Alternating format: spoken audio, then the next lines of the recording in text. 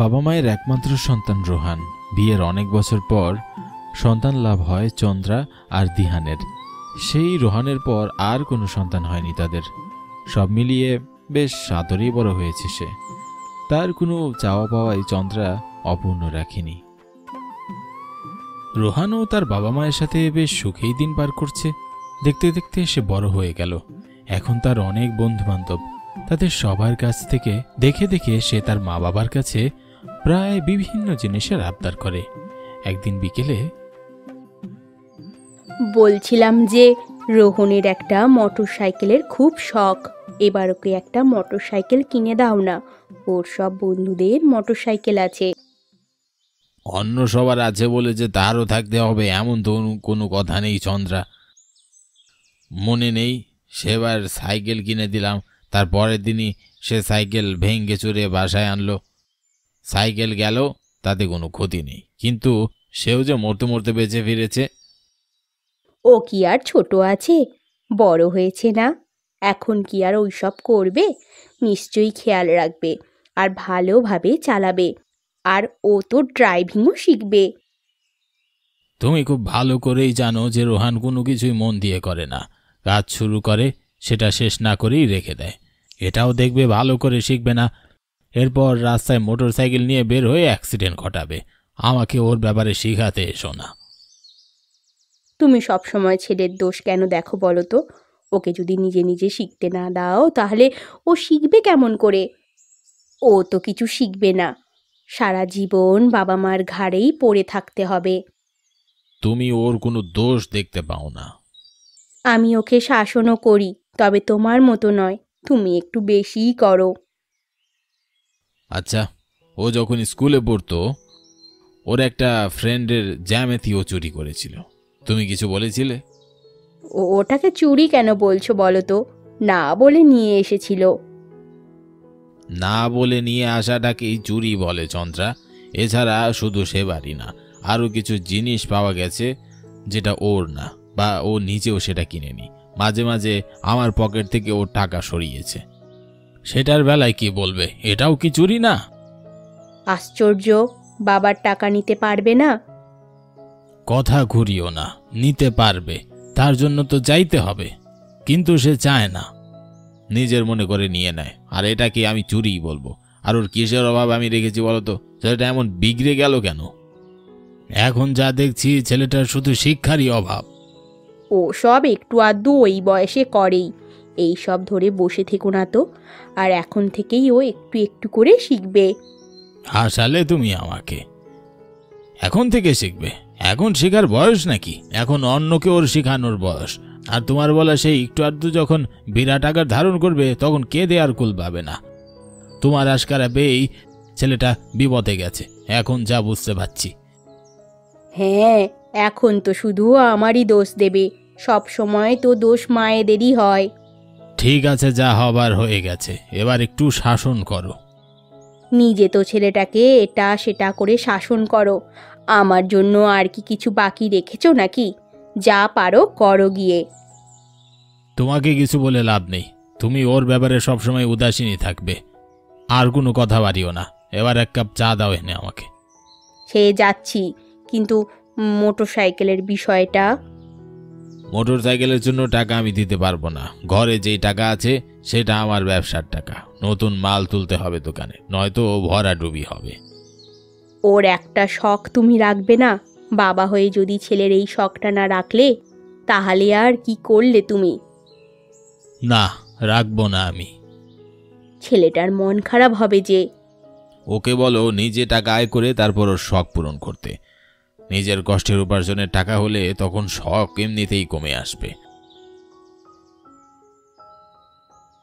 তার মানে বাবার কাছে টাকা থাকা সত্ত্বেও সে আমাকে আমার পছন্দের জিনিস কিনে দিচ্ছে না। এবার আমাকে মাকেই ধরতে হবে।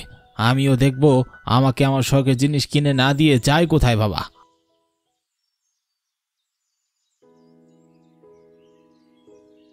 মা, বাবা কি বললো সাইকেলের বিষয়ে? বলছি রে বাবা, আমি কিন্তু তোর বাবাকে সব জানিয়ে দিয়েছি, কিন্তু তোর বাবা তো সব জানিয়ে দিল, এখন কিনে দিতে পারবে না। তোর নাকি এখনো দায়িত্ব জ্ঞান হয়নি।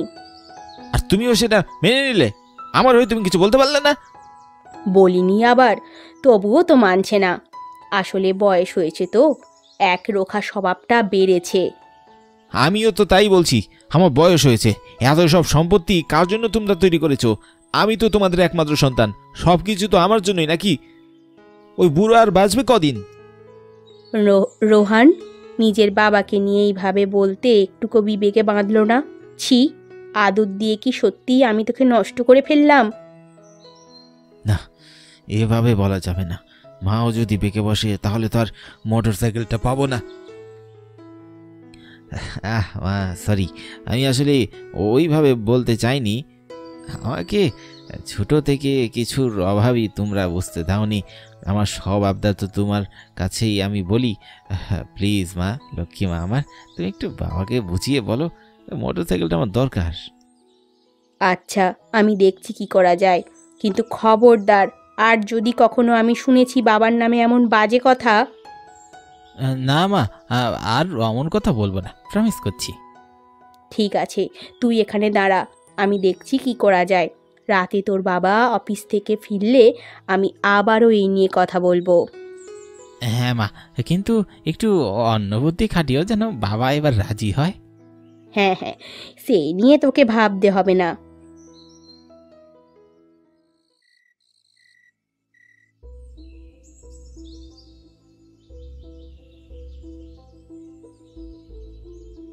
এগুলো কি করছো? ভাবছি বন্ধক রাখবো। এই গয়না তো আর আজকাল পরি না, শুধু শুধুই পড়ে আছে। কিন্তু কেন? না, তেমন কিছু না, এমনি।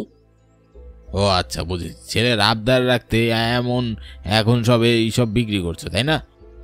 বিক্রি কেন করব, বন্ধক রাখবো বললাম তো। আর সেটা ছাড়ানোর মতো টাকা তোমার কাছে আছে? যদি কোনো কারণে সে টাকাটা শোধ না দিতে পারো? সে পরে দেখা যাবে, এখন আগে ছেলেটার আবদার রাখি। 10টা নয়, 5টা নয়, একটা মাত্র ছেলে আমার। এটা তোমার বিপদের সাথী চন্দ্রা, তুমি গয়নাগুলো রেখে দাও, না হলে পরে দেখবে মানুষের কাছে হাত পাততে হবে তোমাকে শেষ পর্যন্ত। আমার যেমন তোমার ব্যবসা নিয়ে বলার অধিকার নেই, ঠিক তেমনই তোমারও উচিত নয় আমার গয়না নিয়ে কিছু বলা। আমার গয়না আমি যেভাবে ইচ্ছা বিক্রি করব। যা খুশি করো, তবে শেষবারের মতো বলছি, তুমি পস্তাবে চন্দ্রা।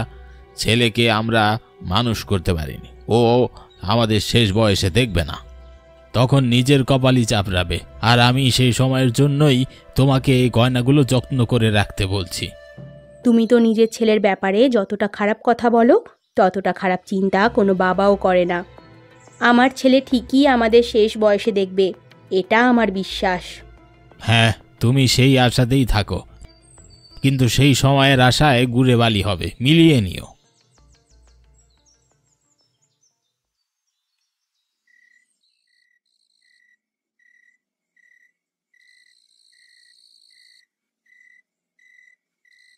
গয়না বন্ধকের টাকা?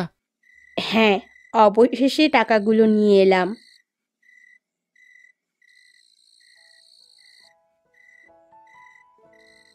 তা এখানে এনে রাখছো কেন? ছেলেকে দিয়ে আসো, ছেলের আবদার বলে কথা। আজকে না, কালকে দিব। কালকে তো জন্মদিন, সেই উপলক্ষে দেব। হ্যাঁ তাই তো, কালকে তোর জন্মদিন, আমারও তো ওকে কিছু উপহার দেওয়া উচিত। কি উপহার দেব শুনি? একটা ক্যামেরা দেই, কদিন আগেই না চাইছিল।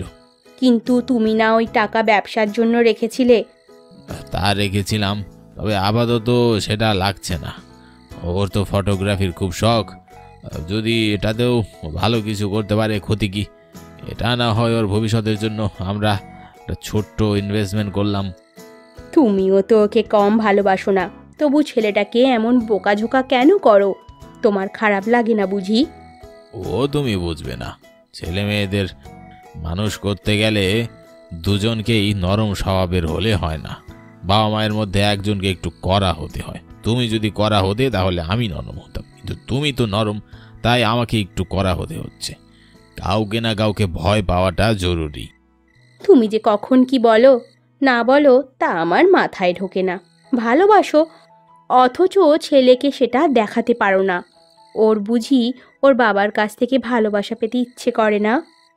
এজন্যই তো বলি সবকিছু তোমার বোঝার সাধ্যে নেই। হয়েছে হয়েছে, এখন ঘুমিয়ে পড়ো। আর আমাকে অত বুঝিয়ে তোমার লাভ নেই, কাল সকালে উঠতে হবে। চন্দ্রা ও দিহান দুইজন লাইট বন্ধ করে ঘুমাতে গেল। অনেকক্ষণ কেটে গেল, রাত গভীর হতে শুরু করল। মাঝরাতে রোহান নিঃশব্দে তার বাবা মায়ের ঘরে ঢুকল। ভালো করে তাকিয়ে দেখল তার বাবা মা গভীর ঘুমে আচ্ছন্ন।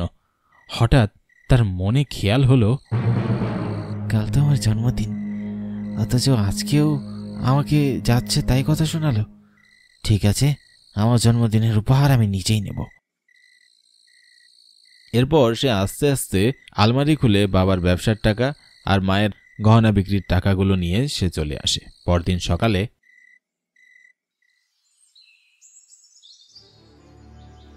ওগো ওগো, ওঠো ওঠো, দেখো আলমারিতে একটা টাকাও নেই। টাকা নেই মানে কি বলছো এসব? কাল রাতেই তো তুমি আমার চোখের সামনে সবগুলো টাকা আলমারিতে ঢুকিয়ে রাখলে। আমি তো তাই ভাবছি, কোথা থেকে কি হলো কিছুই বুঝতে পারছি না। ঠিক করে খুঁজো তো, তুমি হয়তো ঘুমের ঘুরে আছো এখনো। ভালো করে মনে করে দেখো কোথায় রেখেছিলে। খুঁজছি তো, কিন্তু কিন্তু পাচ্ছি না তো। কি হলো তোমার? কোথায় যাচ্ছ? হয়তো চোর বাসার ভিতরেই আছে, সেটাই ধরতে চাচ্ছি। চোর বাসার ভেতরে আছে মানে? তুমি কি বলতে চাইছো? আমাদের টাকাগুলো চুরি হয়েছে? 100 বার চুরি হয়েছে, না হলে টাকার তো আর হাত পা গজায়নি যে সে নিজে নিজেই হেঁটে চলে যাবে।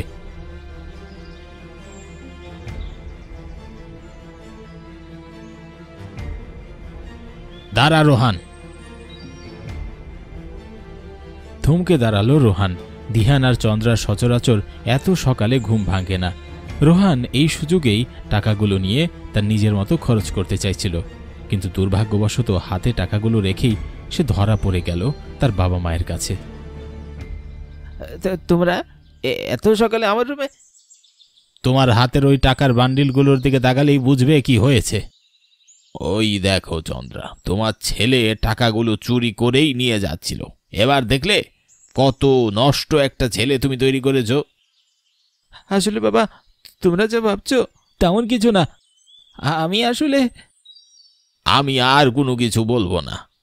যা বলার তোমার মা যদি বলতে চান তবে বলবে, আর যদি তাতেও কোনো কিছু বলতে ইচ্ছা না করে তাহলে তার প্রতিও আমার কিছু বলার থাকবে না। আমি আজীবন তোর হয়ে সাফাই গেয়েছি, আজ বুঝতে পারলাম সেটা কত বড় ভুল। আমার বিশ্বাস তুই এইভাবে ভেঙে দিলি। মা, আমি চুপ! আর একটা কথাও বলবি না। তুই আর আমাকে মা বলে ডাকবি না। যে ছেলে বাবা মায়ের খেয়ে পড়ে বাবা মায়ের আলমারি থেকেই চুরি করে, সে আমার ছেলে হতে পারে না। মা, আমি চুরি করিনি। এগুলো তো আমার জন্যই তোমরা জমিয়েছো, তাই আমি টাকাগুলো নিয়েছি। আরে আহাম্মক, তুই চুরি আর টাকা নেয়ার মাঝখানে এখনো ফারাক শিখলি না। কাউকে না বলে কোনো কিছু নেয়াটাই তো চুরি, আবার এখানে বড় বড় কথা বলছিস। চোরের মায়ের বড় গড়া, তাই না?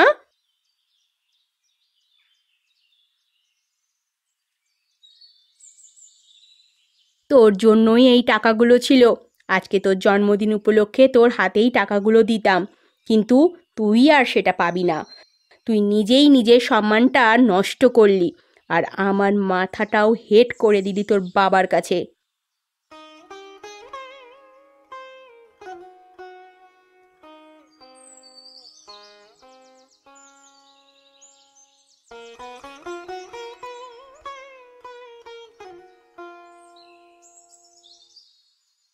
বাবা, কে বাবা? আমার কোনো ছেলে নেই। এভাবে বলো না বাবা। তুমি যদি আমার কাছ থেকে মুখ ফিরিয়ে নেও তাহলে আমি কোথায় যাব বাবা? তোর ভিতরে ন্যূনতম কোনো অপরাধবোধ কাজ করে বলতো সত্যি করে? ছোটবেলা থেকে যতবারই তুই কারো কাছ থেকে কোনো কিছু না বলে নিয়েছিলি, আমি তোকে শাসন করেছিলাম, বুঝিয়েছিলাম, কিন্তু আজ এত বছর পরেও একই কাজ কেন করতে গেলি তুই? তার মানে তো তোর ভিতরে কোনো ন্যূনতম নৈতিকতা বোধই জন্মায়নি। আমাদের এত বছরের শিক্ষা সব বৃথা। বাবা, আমি এরপর থেকে আর কখনো এমন করবো না। আমি ভেবেছিলাম আমি কি তোমাদের একমাত্র সন্তান, তোমাদের যা টাকা পয়সা সব তো আমারই। আমি চাইলেই তো আমার ভাগের সম্পত্তি টাকা নিয়ে নিতে পারি। চুরি করে আবার বড় গলায় কথা বলা হচ্ছে। আর তোকে আমি সম্পত্তির ভাগ এখনো দিয়েছি? দেইনি তো। তাহলে এইসব কিছু তোর মাথায় এলো কি করে? দেখ বাবা, তোকে আমরা ছোটবেলা থেকেই অনেক নৈতিকতার শিক্ষা দিতে চেয়েছি। জানি না আমাদের কি কমতি ছিল বা তোর কোথায় বোঝার ভুল ছিল, তবে এখন বড় হয়েছিস। আজ বাদে কাল এই সংসারের দায়িত্ব তোকেই নিতে হবে। তখনও যদি এমন ভাবধারা নিয়ে থাকিস তাহলে তোর সন্তানেরাও যে বিগড়ে যাবে। নিজে যখন বাবা হবি তখন বুঝতে পারবি সন্তান বিপদে গেলে বাবা মায়ের কেমন লাগে। আর এমনটা হবে না বাবা, আমি ওর ভুল বুঝতে পেরেছি। আজ আমরা বাবা মা বলে তোকে ক্ষমা করে দিচ্ছি। তুই যে তোর ভুল আসলে বুঝতে পারছিস সেটাই আমাদের জন্য অনেক। কিন্তু আজ যদি আমাদের জায়গায় অন্য কেউ থাকতো তাহলে সারা জীবন তোকে অভিশাপ দিয়ে যেত। বাবা মা সব অপরাধ ক্ষমা করে দেন, সন্তানদের বোঝান, কিন্তু অন্য কেউ দ্বিতীয়বার সুযোগ দেয় না। তাই জীবনে কখনো এমন কিছু করবি না যেন মানুষ তোকে দ্বিতীয়বার সুযোগ না দেয়, বরং তোকে পুরো সমাজের লোকের সামনে ছোট করে। হ্যাঁ বাবা, মনে থাকবে। বাবা, মাঝে কথা বলছেন না আমার সাথে? তোমার মা অনেক কষ্ট পেয়েছেন, চিন্তা করিস না, ওকে আমি বোঝাবো। তুই আজকে রাতের জন্য তৈরি থাকিস, তোকে নিয়ে আমরা বাইরে ঘুরতে যাব বাবা। ঠিক আছে বাবা।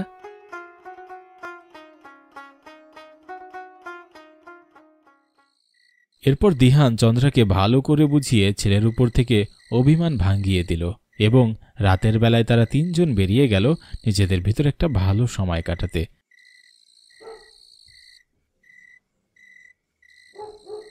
রাতে বাড়ি ফেরার সময় দিহান আর চন্দ্রা দুজনেই রোহানকে তাদের দুজনার পরিকল্পনা মতো দুটো জন্মদিনের উপহার কিনে দিল।